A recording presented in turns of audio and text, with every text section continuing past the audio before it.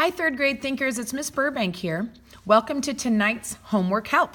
Tonight we're doing 1-6, and this is the second night of this type of homework.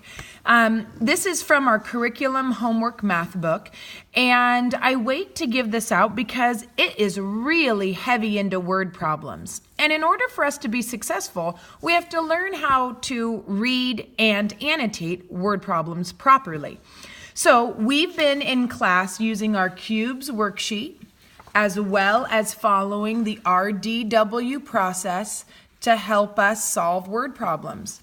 You've seen that I have given myself some notes to remember the 3 things that we have to include in each problem that we do. One is a picture, and we start with that normally in order to help us think about what's happening in the problem. Then, in order to answer it, we use a complete sentence and an equation that matches what's happening in the story. So, for example, I've done this very first one, and I've annotated, I've circled the important numbers, I have underlined the question, I've boxed keywords. There is no information that I have to eliminate, and so now it's time for me to show my work and solve it. So, in this first one, it lays out pretty easily the rows and how many are in each row. So here it says, on a wall, photos are arranged in 2 rows with 7 photos in each row. How many photos are on the wall? So if I were to use this and draw a picture, I would draw my 2 rows, and now my job is to put 7 photos in each row. So here's 2, 3, 4, 5, 6, 7. I will match and create an equal group underneath. And now I've got my picture. Check. Now I need a complete sentence and an equation.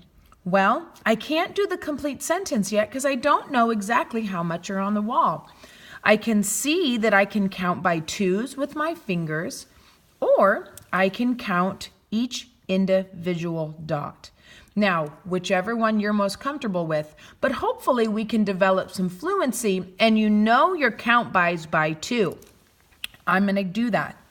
2, 4, 6, 8, 10, 12, 14. There are 14 photos on the wall. Now, I can write a complete sentence and an equation. I'm going to put my equation here. 2 groups of 7 equals 14. Now my complete sentence, including a capital letter. There are 14 photos. I'm running out of room on the wall. Now, this is one thing that I do not like about this math page, is that they don't give you a lot of room to show your thinking.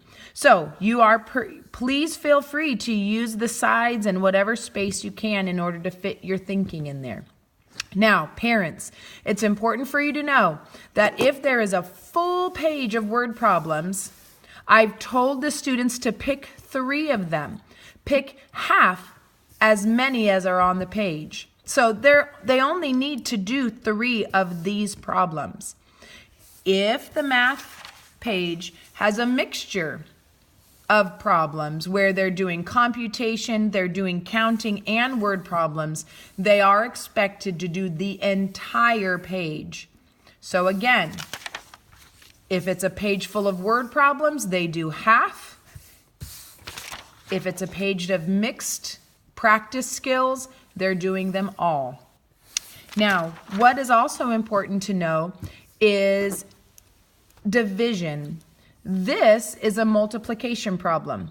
I'm going to show in the next video an example of how to solve a division word problem. So stay tuned for that one.